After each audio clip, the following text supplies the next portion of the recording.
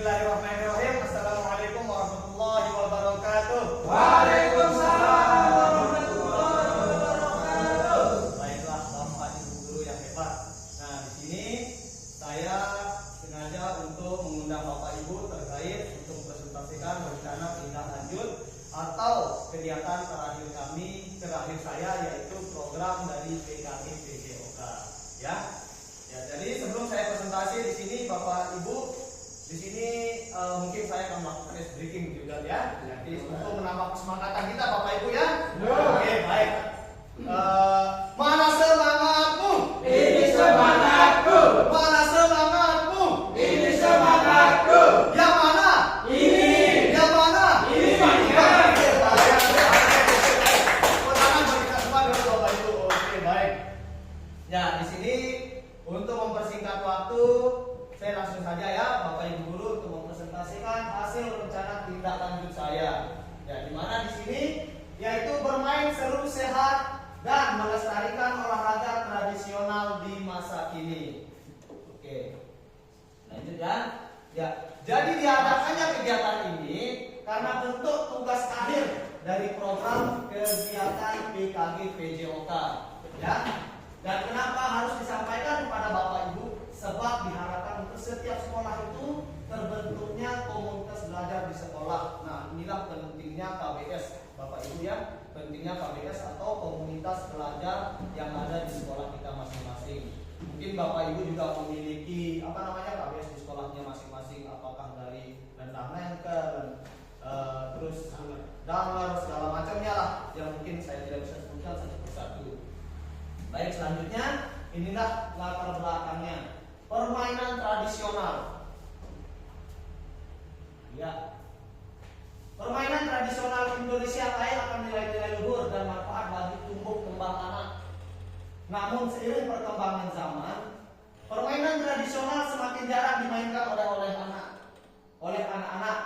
Program ini bertujuan untuk menghidupkan kembali permainan tradisional dan mengadaptasinya menjadi aktivitas olahraga yang menyenangkan dan bermanfaat bagi siswa. Jadi kita bisa tahu sekarang Bapak Ibu, dengan adanya perkembangan zaman globalisasi yang sekarang ini, hampir permainan tradisional kita ini punah. Ya. Jadi inilah bentuk saya untuk membuat rencana tindak lanjut ini untuk membangkitkan lagi permainan tradisional kita, karena dilihat bagaimanapun juga anak-anak kita sekarang kebanyakan di handphone, di gadget. Jadi mereka hanya tahu permainan yang di ini saja, entah itu bola, voli itu saja, sampai mereka lupa bahwa permainan tradisional itu lebih menyenangkan dan menyenangkan. Ya, baik, saya lanjut ya Bapak Ibu ya. Tujuan program ini. Nah, di sini saya memiliki tujuan untuk membentuk tujuan program ini, yaitu pertama, melestarikan permainan tradisional Indonesia dan menanamkan rasa cinta terhadap budaya bangsa. Nah, itulah untuk tujuan yang pertamanya Bapak Ibu ya. Dan yang kedua yaitu meningkatkan aktivitas fisik dan kesehatan siswa. Tentunya seperti biasa, di mana kalau kita berolahraga itu, kalau kita lakukan dengan serius, maka tubuh ataupun fisik ini dan kesehatan kita secara tidak langsung akan meningkat dan imun kita pun juga akan meningkat. Dan yang poin yang ketiga yaitu mengembangkan keterampilan sosial seperti kerjasama, komunikasi dan juga sportivitas. Dan yang terakhir yaitu memperkuat rasa kebersamaan dan kekompakan antar siswa. Ya. Baik, selanjutnya di sini ada pencapaian langkah dan hasil yang diharapkan. Pertama, capaiannya di sini siswa mengenal minimal 5 permainan tradisional. Yang kedua, siswa mampu memainkan minimal 3 permainan tradisional dengan benar dengan menggunakan model SEM, sport edukasi model. Ya. Dan yang terakhir yaitu siswa menunjukkan sikap sportif dan menghargai perbedaan. Nah, itulah pencapaian yang saya harapkan. Dan langkah-langkahnya pun di sini yang saya harapkan, siswa dapat menyebutkan nama maupun aturan dan cara bermain 5 permainan tradisional tersebut. Siswa dapat mengikuti aturan permainan dan bekerjasama dengan teman dalam bermain. Dan yang terakhir yaitu siswa dapat menerima kemenangan dan juga kekalahan dengan lapang dada, menghargai pendapat teman. Nah, yang terakhir di sini hasil yang diharapkan. Nah, apakah sudah sudah sesuai yang kita harapkan dengan hasilnya, nanti kita bahas ya Bapak Ibu. Yang pertama, siswa dapat menyebutkan nama, aturan dan cara bermain 5 permainan tradisional. Yang kedua, siswa dapat mengikuti aturan permainan dan bekerja sama dengan teman dalam bermain. Dan yang terakhir yaitu siswa dapat menerima kemenangan dan juga kekalahan dengan lapang dada, menghargai pendapat teman. Inilah capaian dan langkah-langkah serta hasil yang diharapkan. Selanjutnya yaitu di sini ada struktur program dan mitra dalam komunitas belajar. Di sini struktur programnya yaitu jenis program co-kurikuler. Ya, skala program yaitu siswa kelas 5. Jadi di sini saya mengambil semua kelas 5 ya. Untuk skala programnya yaitu dilaksanakan di halaman sekolah pada minggu kedua November. Selanjutnya yaitu mitra dalam komunitas belajar. Ya, di sini jadi peran kepala sekolah itu sebagai penasihat dan juga fasilitator dalam komunitas belajar saya. Dan guru PJOK dan rekan sejawat yaitu berdiskusi bersama dalam mengembangkan materi penugasan dan juga evaluasi. Yang ketiga yaitu guru kelas berdiskusi bersama dalam mengembangkan konten untuk presentasi. Dan yang terakhir yaitu komunitas belajar berdiskusi bersama untuk memfasilitasi pembuatan karya dan pelaksanaan sport edukasi model kepada siswa. Ya, di sini ada pun kapasitas yang dimiliki kelas atau sekolah atau aset basic thinking. Itu ya. Ya, pertama aset manusia yaitu kepala sekolah, guru dan juga siswa. Fisik yaitu aset fisiknya halaman sekolah serta alat pendukung lainnya. Dan aset sosial yaitu adanya aturan di sekolah yang berdampak pada seluruh siswa. Aset lingkungan berada di pedesaan sehingga mudah mencari bahan untuk peralatan permainan tradisional. Aset finansial yaitu biasa digunakan di sini yaitu tetap dana pos. Aset politik kebijakan kepala sekolah, komite dan puskesmas. Dan yang terakhir yaitu agama dan kebudayaan, jenis permainan tradisional daerah. Ya, di sini rencana evaluasi yang pertama yaitu ada 3. Yang pertama ada observasi dan juga rubrik penilaian dan juga refleksi siswa. Yang pertama observasi. Di sini kita mengamati antusiasme, keterlibatan dalam kegiatan siswa.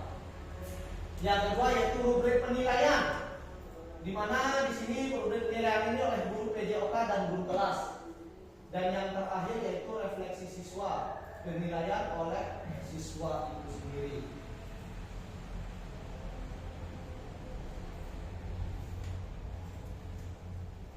Nah, kemungkinan tantangannya di sini ada juga kemungkinan tantangan yang akan kita hadapi di sini. Pertama, tantangannya mungkin di sini beberapa permainan tradisional membutuhkan peralatan yang sulit ditemukan karena apa? Perkembangan zaman yang sudah begitu sehingga mungkin agak susah kita temukan ya. Terus siswa kurang tertarik dengan permainan tradisional karena yang dianggap kuno. Nah, di sini itulah peran saya sekarang untuk membuat RTL ini untuk mengembangkan minat mereka untuk mengembalikan permainan-permainan yang dulu permainan tradisional itu. Yaitu solusinya membuat peralatan permainan sederhana dari bahan-bahan yang mudah didapat. Jadi kita itu Bapak Ibu ya jangan sampai mempersulit diri. Kita carilah bahan-bahan yang mudah didapat atau dimodifikasi bahan-bahan saja. Dan yaitu mengadakan lomba kreasi permainan tradisional dengan modifikasi yang sesuai dengan zaman ya. Ya, itu saja Bapak Ibu, terima kasih banyak. Itulah hasil RPL saya untuk presentasi kali ini. Nah, jadi di sini mungkin Bapak Ibu kurang jelas dengan hasil presentasi saya, bisa Bapak Ibu tanyakan ya. Nah, di sini kita lihat dari awal ya. Oke. Ya, di sini bisa Bapak Ibu tanyakan. Di sini nanti saya akan buka berapa 2 pertanyaan saja mungkin sudah cukup ya. 2 pertanyaan saja mungkin sudah cukup. Nanti di sana karena ada nanti juga di sana kita cari umpan balik dari kepada Bapak Ibu juga di sana ya. Jadi 2 pertanyaan mungkin sudah cukup menurut saya. Oke. Baik, mungkin ada yang bertanya Bapak Ibu. Oke, baik, silakan Pak Guru silakan. Ya. Silakan Bapak Guru, silakan dulu. Kesempatannya kenapa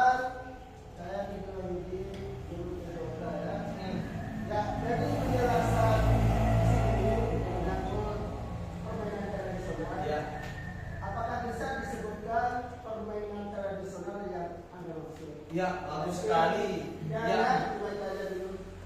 Ya, oke, baik, terima kasih banyak. Itu adalah pertanyaan sangat bagus sekali dari saudara saya Pak Guru Widya.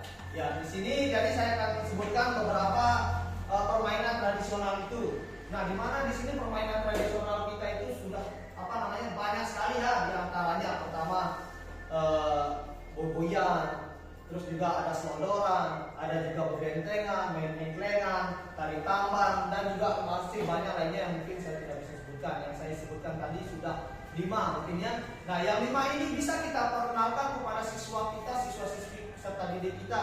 Apabila peserta didik kita merasa yang 5 ini terlalu banyak, kita pelan-pelan Bapak Ibu, kita bisa kasih mereka apakah 2 dulu, 3 dulu. Yang penting mereka mau dan juga mau mengembangkan permainan tradisional ini, karena kita tidak mau membuat permainan tradisional kita ini punah, karena bagaimanapun juga ini adalah dari leluhur kita ya. Oke, mungkin hanya itu jawaban saya. Gimana?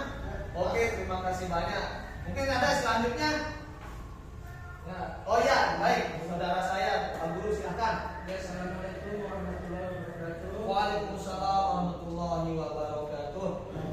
Langsung saja ya, Ya. singkat waktu. Ya. Di sini saya mau menanyakan kenapa Pak Guru mengambil permainan tradisional. Oh iya, baik Pak. Pertanyaannya bagus sekali ya.